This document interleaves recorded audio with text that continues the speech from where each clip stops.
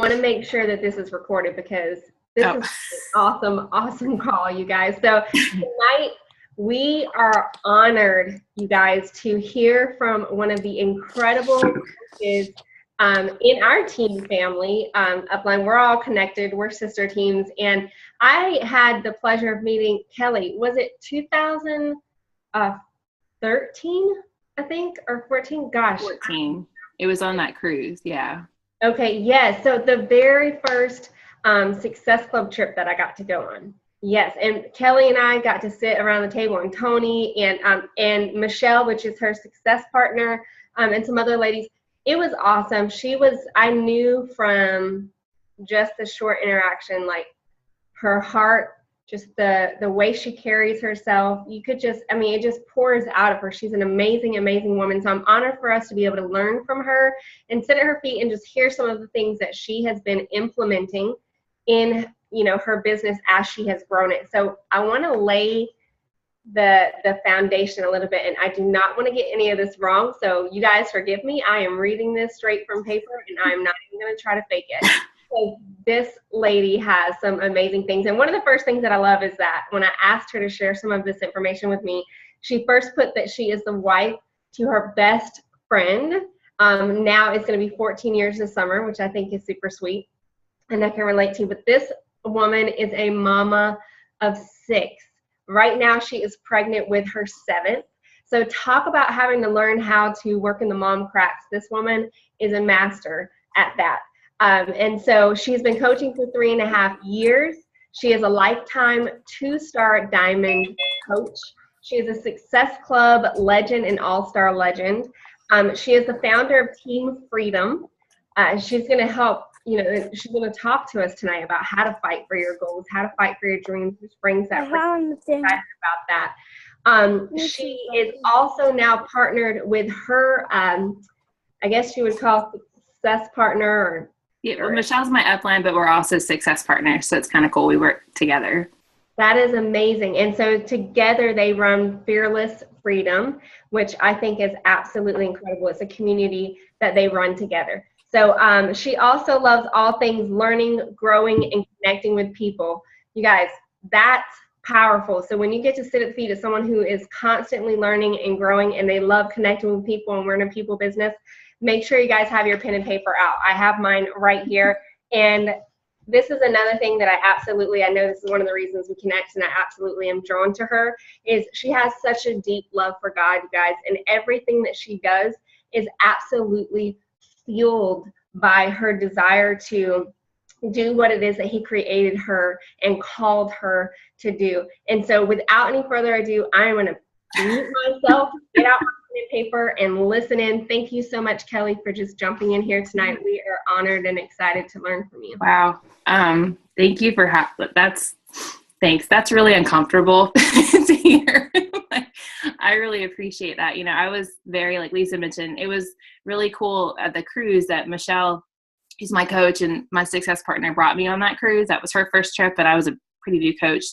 And we sat together. I'll just never forget the stories we shared. And then just what I loved about Lisa, and I just have to say this, she helped inspire me that I could be myself with my faith and the things that I believed, and my story didn't have to be perfect. I could share the broken pieces of myself safely and grow through them because of her example. And so you guys have an amazing leader on your team. I was kind of humbled to even be here, but I'm thankful because I love this kind of stuff. I love, meeting people like Lisa who her family is important, her marriage is important, her faith is important, her business is important. And she showed me I could do those things and I didn't have to compromise, and I could dream big and be myself. And I love the opportunity to be here. So thank you so much for having me here. I really appreciate it.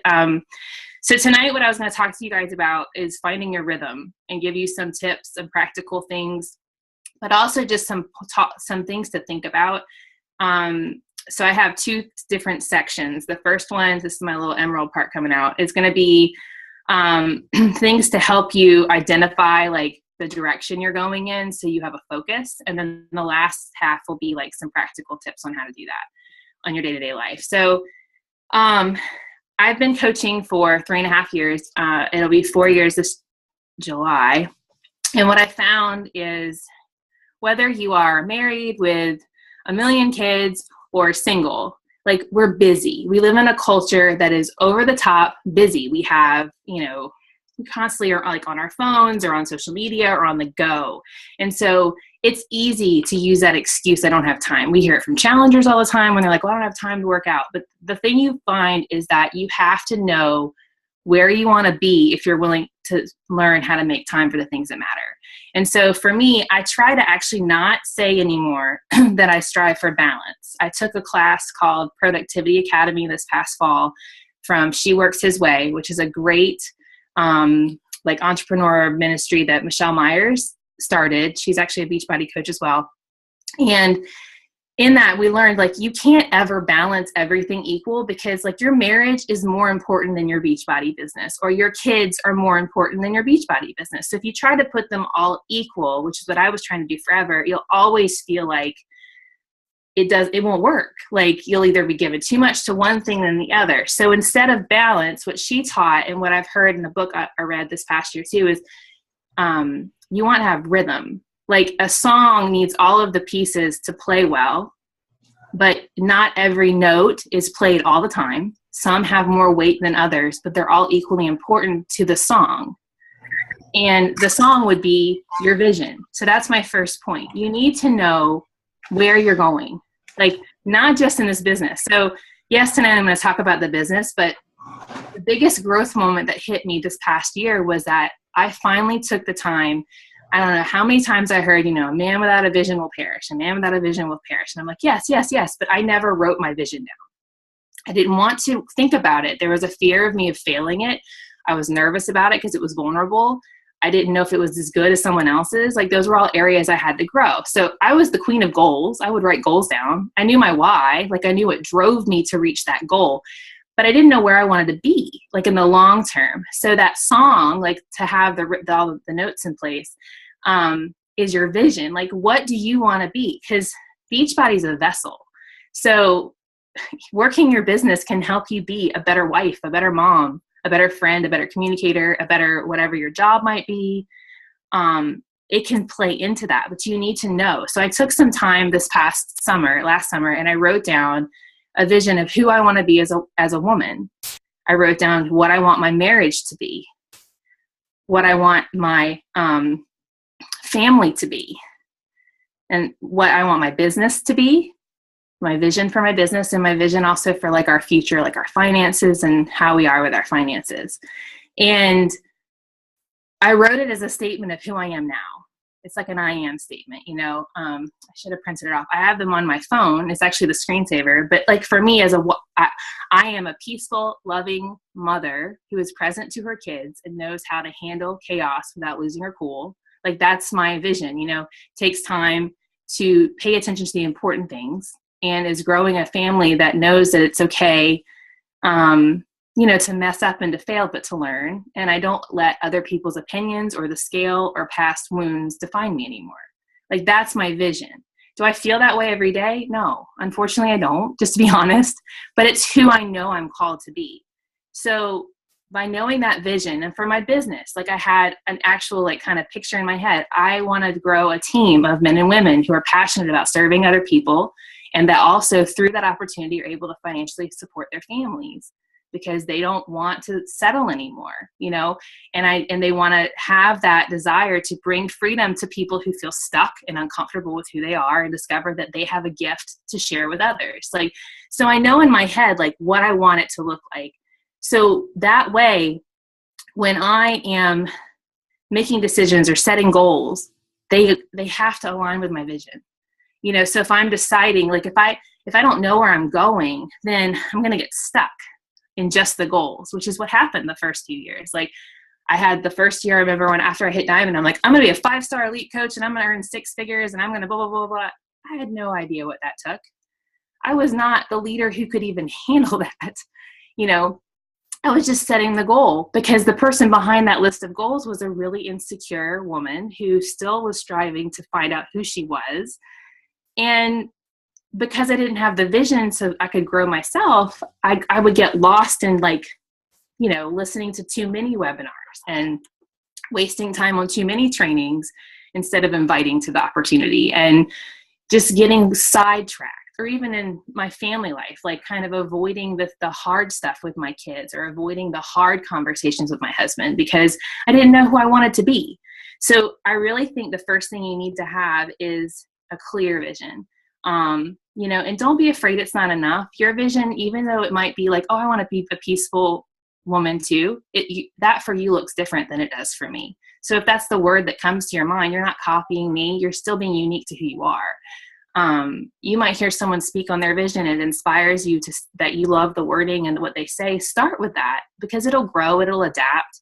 And what do you want like your team to look like? What do you want this business to be? Like, have a vision. Like, mine was as clear as seeing like 1,000 people in blue tank tops on a stage, not necessarily being recognized, but holding hands and this like deep sense of community.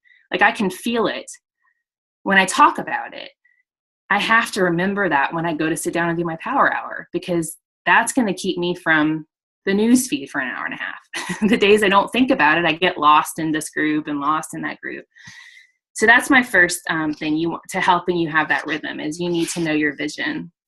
Like I said earlier, this business is a vessel. It's an opportunity for you not only to grow a business, but to grow who you are and to grow your relationships. And so you really want to start writing your vision. You want to share it with your team, share it with your success partner, share it with your coach, share it with your spouse. Like, my husband got so sick of hearing the word vision because he likes to use another word. I don't even know what it is. So when I told him, like, what do you want our family one to be? I finally stopped saying vision, because he was like, I want this. I'm like, oh, I love that, And so, but it's important you talk about it. Share it on social media. If you want people to be attracted to you, share your vision. Share you're afraid of it. Why? And how you're still going to keep striving for it, because you're going to attract the people you want to be a part of your team by sharing what that your vision is. And you're going to inspire people to start thinking past the present moment. The second thing that was huge for me was identifying my non-negotiables. So a couple years ago, we did a year of calls with John C. Maxwell. And it was I love John C. Maxwell. He's one of my favorite personal development authors. I still do calls with him. Like, you can sign up for a year of calls through his Maximum Impact Mentoring. And I just love him. He's like a big grandpa full of wisdom I love. So he talked about chopping at the tree 5 times every day and having a rule of 5 for the business. Well, when I started to get overwhelmed a little bit this past year, finding I was pregnant with number 7, I started to feel really sick, was not wanting to do much of anything, but I knew I couldn't drop the ball. I had talked a little bit with Tracy Morrow, because she's mentored by him and she's got 6 kids and does this business, and said, what do I do? And she said, you have a rule of 5 for the business, make one for yourself and for your family. So I would say take that time and make a rule of 5 for the most important priorities in your life. What is a rule of 5? It's the 5 things you have to do every day to live your vision out in that area. And mine are really simple. For myself, it's every day I pray, every day I work out. Well, for now it's like 5 days a week, but still, you get the point. Every day I read personal development or listen to it. Every day I connect with my husband, whether that's once a week, it means date night, and other nights I make sure when he comes home now to sit and talk with him, and I'm unplugged certain nights of the week, like he's a priority. And then every day I journal. Part of my journey is overcoming negative thinking. And so I'm going through this whole process right now of learning how to undo the tapes. And so I'm committed to this journaling process, which that's my least favorite thing to do, but I need to do it. So it's on my rule of 5.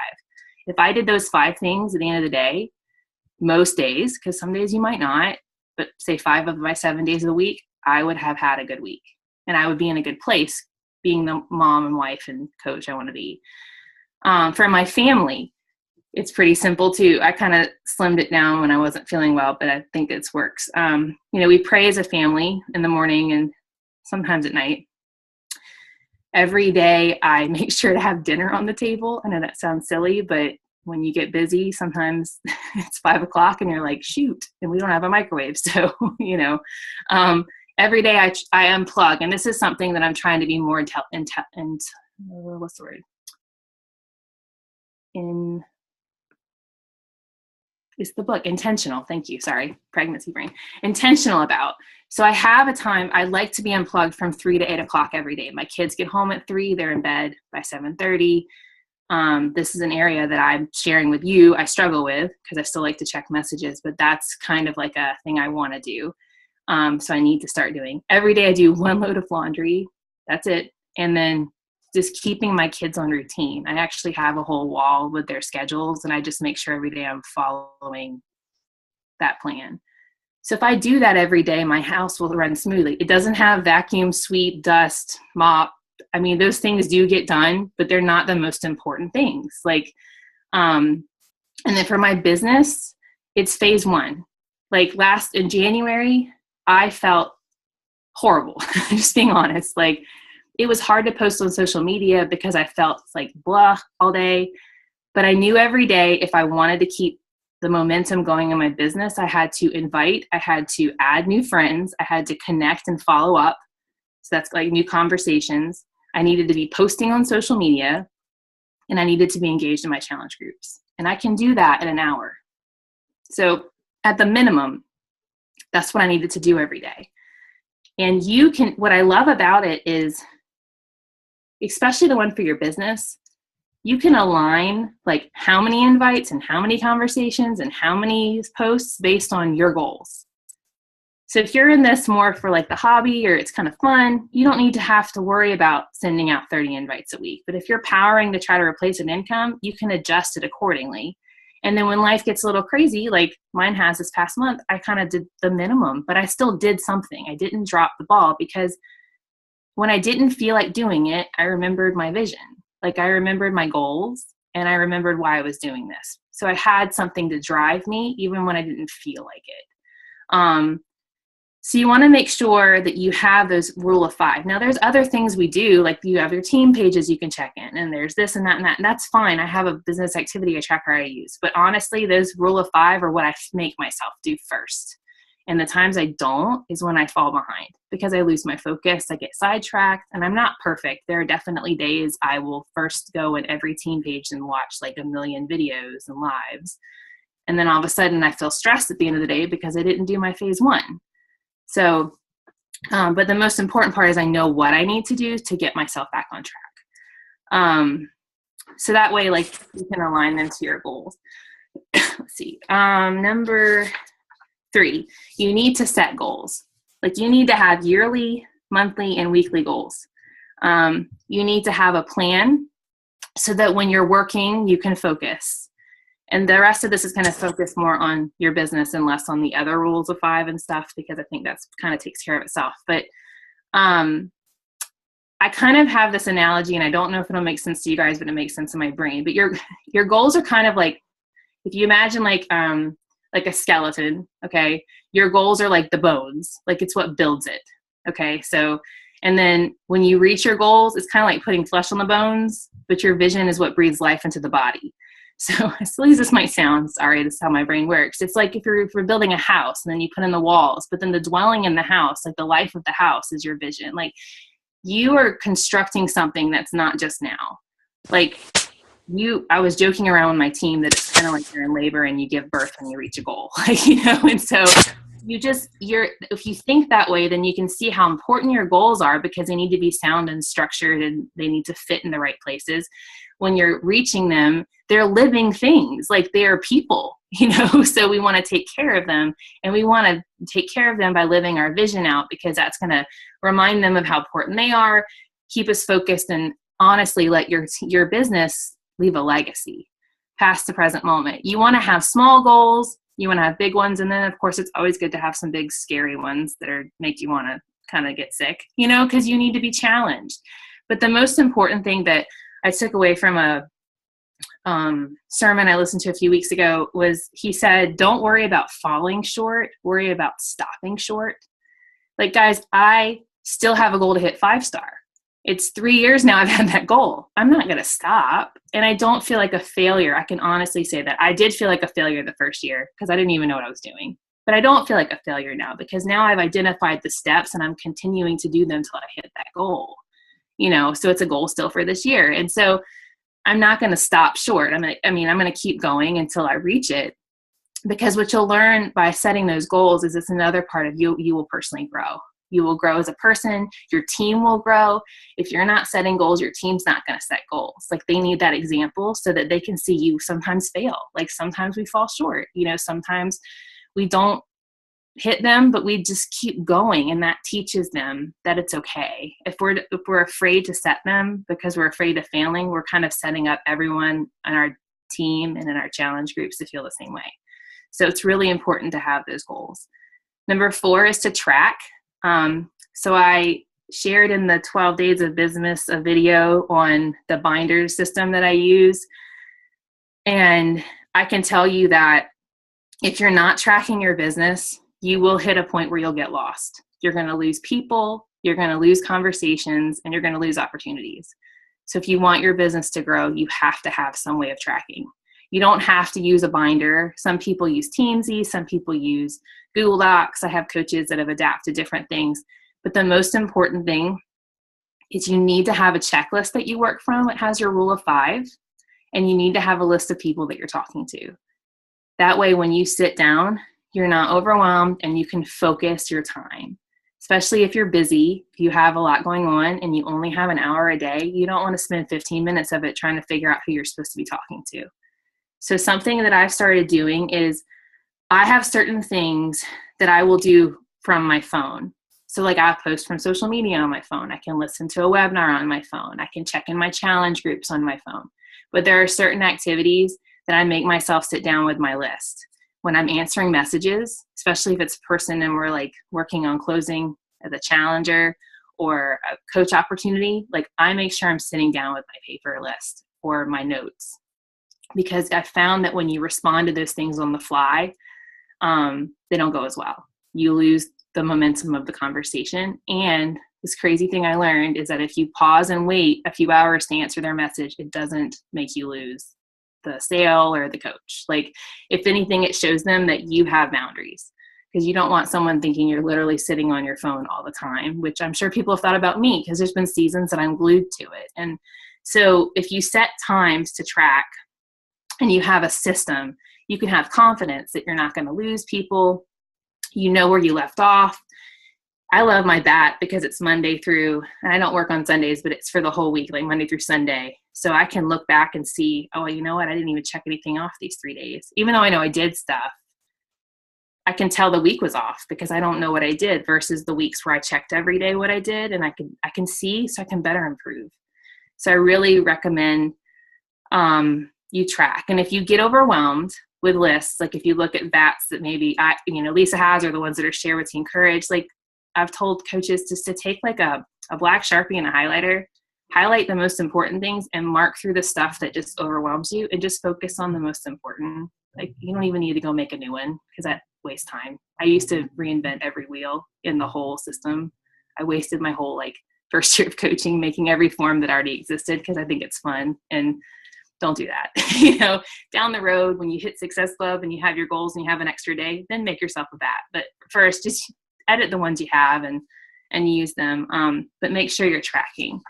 And then number 5 is be prepared for speed bumps, flat tires, and detours. You're going to have times where things slow down. I had really strong momentum going, and then I got pregnant and was sick. Things slowed down. It's okay. Flat tires. You're going to have people that are rude to you. You're going to have coaches and challengers that are disrespectful sometimes, and it's going to punch you in the gut. But don't let that derail you. No, you have a team of people to help you fix the flat, and you're going to have a change of focus. Your goals might change from one year to the next. You might have started this as a discount coach, decided you want to go full force, or you might be going full force and then something comes up and you have to scale back for a little while. Be okay with that. There's no pressure. There's no need to have pressure. And that's what this part of number 5, the way to prepare for this is you have to be focusing on personal development.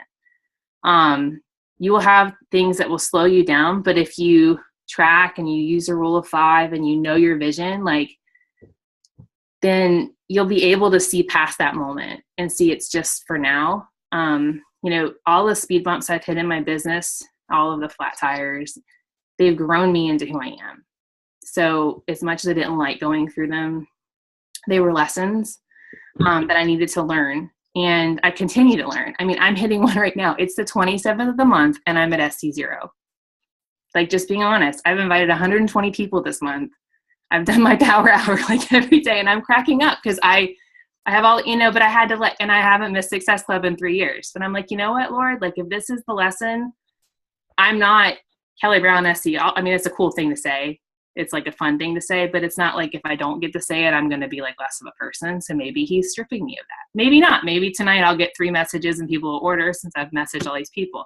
But my point is, I feel like things have slowed down, but I'm not going to second guess. I've literally done the best I could and I know that because I track and because I have the community. So like when I struggle, I can reach out to Michelle and say, oh my gosh, like, I know this is stupid. It's just a Success Club point, but I can talk through it. I'm not holding it in. Does that make sense? Or sharing it with y'all? Like, I think it's just something that helps kind of give us that freedom. So, growth opportunities make you into the leader you need to be, the person you are already, but maybe needs to be like cleaned up a bit. Like, we all have rough edges.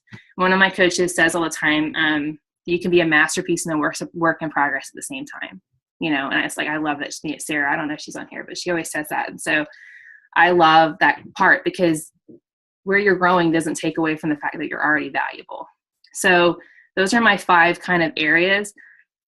I just have a few practical tips. And if y'all have any questions, I'm happy to answer them. So practical tips. Number 1, set office hours.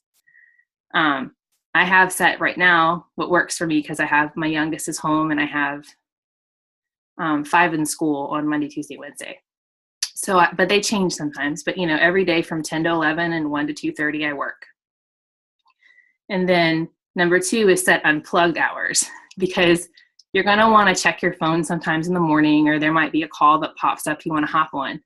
But if you have set times every day you're unplugged, you can have peace of mind when you're checking during those other times that, well, from 3 to 8 or on Wednesday, Friday, Saturday, Sunday, I'm off. You know what I'm saying? So you're giving yourself that. Keeping your priorities right. Number 3, I kind of shared this already, but don't work without your list.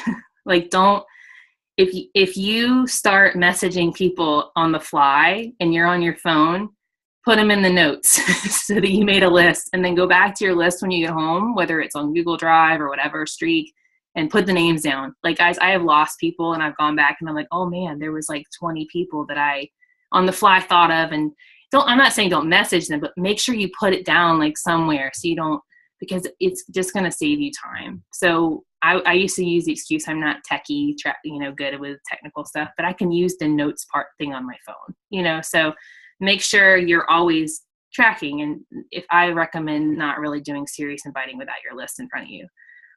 Number 4, have that checklist on the phone of the things you can do on the go. So like, if you have like social media and channel, like my rule of 5 is also on my phone. So if I wanted to, I could check it off if you're a person that works from your phone, and then you can always transfer it over. I have someone that sets their reminders and then every day it resets so they can just use their phone as their tracking because they're always on the go. So if you're like in your car on lunch breaks because you work, but then give yourself the time later to put it wherever you keep your main source of stuff. So it kind of is like having 2 coinciding systems at once. Number 5, stay connected to your team, plugging into team calls, team trainings, checking in your team page. That's your huddle. The worst thing we can do sometimes is like separate ourselves from the huddle because the community is really what's going to help us grow. Number 6 is phase 1 always first. Like, if there's the most amazing call ever that's chopping on, but you haven't done any of your phase 1, do phase 1 and listen to the recording. I have coaches on my team I admire because there have been times they've missed something and waited for the recording because they had to get their phase 1 in because of their goals. That's the most important thing. Number 7, don't drop the ball on your own journey. Like, if we're not working out and taking care of ourselves, it's really hard to share the love with others. So make yourself that priority. I went through a rut last year for a while where I didn't have a program that I loved. And I was having a hard time. I was so glad when Core to Force came out because I fell in love with it. And I found my fire again. So find something that inspires you. Number 8, all in does not mean all day. Like that, you define what all in means. If that's an hour a day where you focus 100% and rock it out, then that's all in. but it doesn't mean you have to be in all day. You can still be fully committed as a coach and grow a full-time business, and you don't have to work 40 hours a week. Like we have so many coaches that have showed us that. Number 9 is personal development, personal development, personal development. Like, please just take the time. I did not read personal development the first year of this business. I read Compound Effect and that was it. I was unteachable. I thought it was hokey self-help love books that my mom tried to make me read growing up, and I was stubborn. That was so egocentric, so read it and grow. I have some favorites that help me that I was going to share for my last point, which number 10 is know your enemy in your thoughts. Like, know the false thinking you have.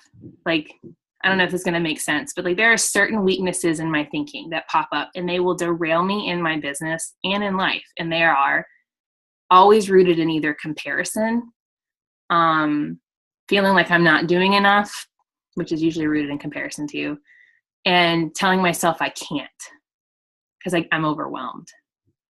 And so to me, when you recognize those voices, immediately know that's not you. It's not true. I listened to a podcast by Marcus Buckingham, and he did he was part of the Strengths Finder 2.0 Gallup stuff. And he said, weaknesses are these voices that are really boring and they're repetitive, but for some reason they catch a lot of our attention. And so there's a great, actually it's an app and a book called The Comparison Trap by Andy Stanley. The Best Yes by Lisa TerKeurst, if you struggle with Can You Do It All? And then The God-Sized Dream, You're Made for a God-Sized Dream by Holly Girth. Those 3 books really helped me with my mindset about the business. Because if you can identify those negative thoughts, they're actually going to help you in your life. And I think whenever you go for goals, they come out really present. But as much as you can have all the tools and you can have all the mom cracks figured out, if you think you stink, you got to start there. And know it. And I mean, I know them now when they pop up, I'm like, oh, there it comes again. So it's a little bit, it still hurts. It's still hard, but I can face it faster.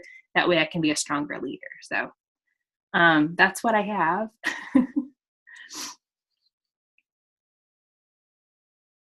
Wow, girlfriend, that was absolutely powerful. Somebody's asking what was the title of the 3rd book You're Made for a God-Sized Dream by Holly Girth. That was a good book. Any of her books I found amazing. Yeah. So. You're already amazing. Yes, I haven't finished. I did Your Love No Matter What, which is really good about perfectionism. Oh. That's a really good one about overcoming. Yeah. That was I had to read it slow. Yeah, I might have to read that one. Man, first of all, before I say anything, does anyone have any questions for overwhelm people with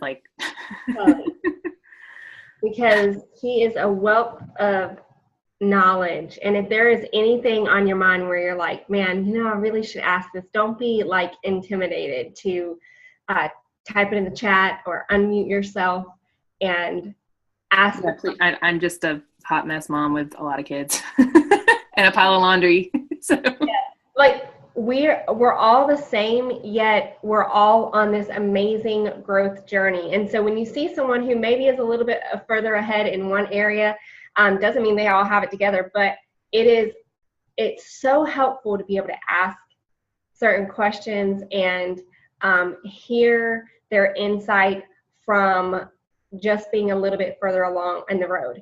And so having gone through everything that she's been through and being so open, this is the kind of person that you want to ask, because there's nothing to hide here. It's all and just pouring into you. No fluff, no fake, no none of that. And that's where you can get some of your biggest growth moments. So I just want to make sure that I'm not overlooking anyone who has a question. Yes, this was great information. If you guys have a question, just unmute yourself. And then Sarah, did I see you unmuted? Okay, go ahead. Hi, Kelly. Hi. I jumped on here just a couple minutes late. So do you stay at home with yes. One child and then the other kids go to school? Okay. Yes. I work full time, and so I have to get to work pretty early, but I get up first thing in the morning and do Bible study with a few girls. We do a Zoom call. And so that's how I feel like I need to start my day, obviously with prayer and That's with awesome. the Lord, because obviously without him, this business won't grow.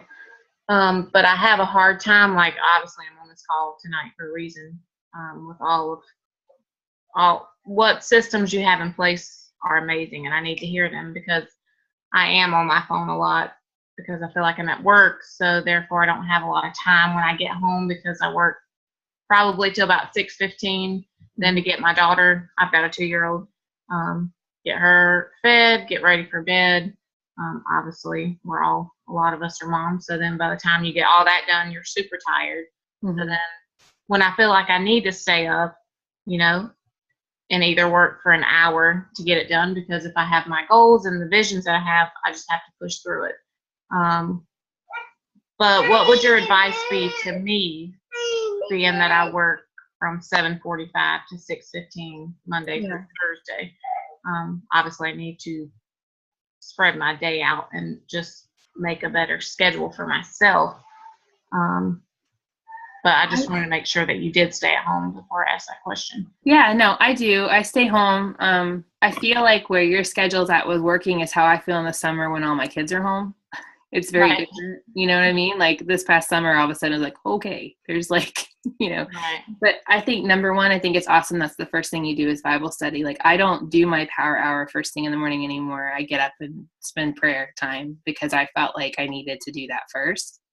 I do know people that get up earlier to pray and then they do a power hour. I would say for you, if you're working from your phone because that works for you, just set your system up on your phone. Like use your reminders. So you have like the reminder app, or I have a coach that uses Teamsy on our team because she can do it from her phone. And then she has everything in her Google spreadsheets, like her lists, so that she can go to it there. For me, because I like paper, I would have like probably a little notebook that I carried around in my purse so that I could keep track of where I am. Right. And because I don't know if you have like a lunch break that you're able to do stuff from work.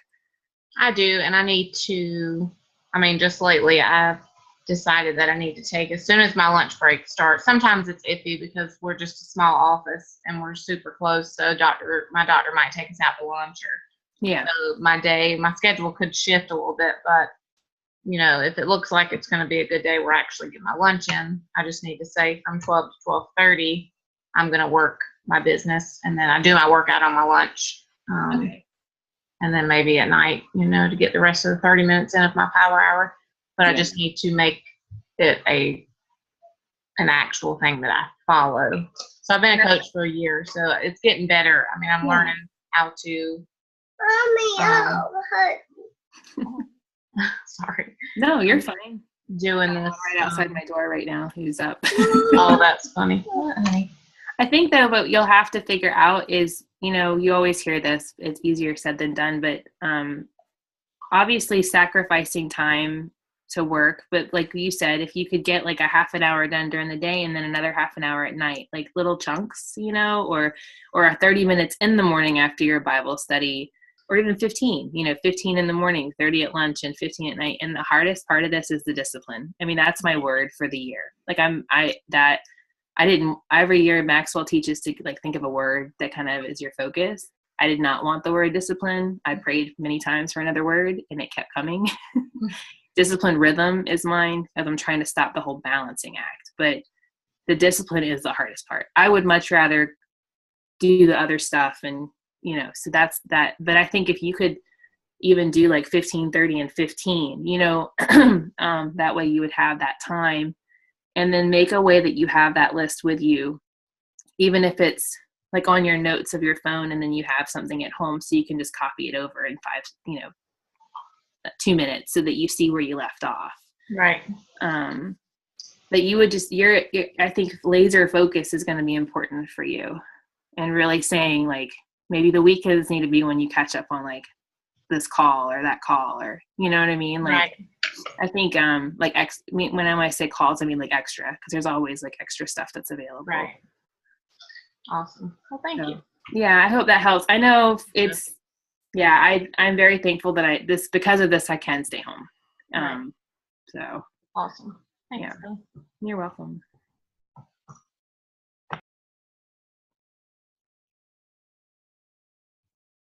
Oh, yeah. Holly was saying she's a coach on our team. She works part-time as a nurse and clusters her work days when she knows it'll be crazy.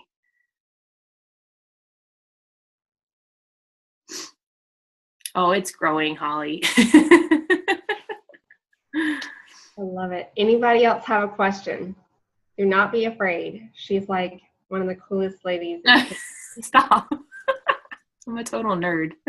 I'm going to keep her on like an hour after this and ask my own. But no, I'm just kidding. If I had a question on the top of my head, I would ask. But thank you seriously so much. I just love your heart. I love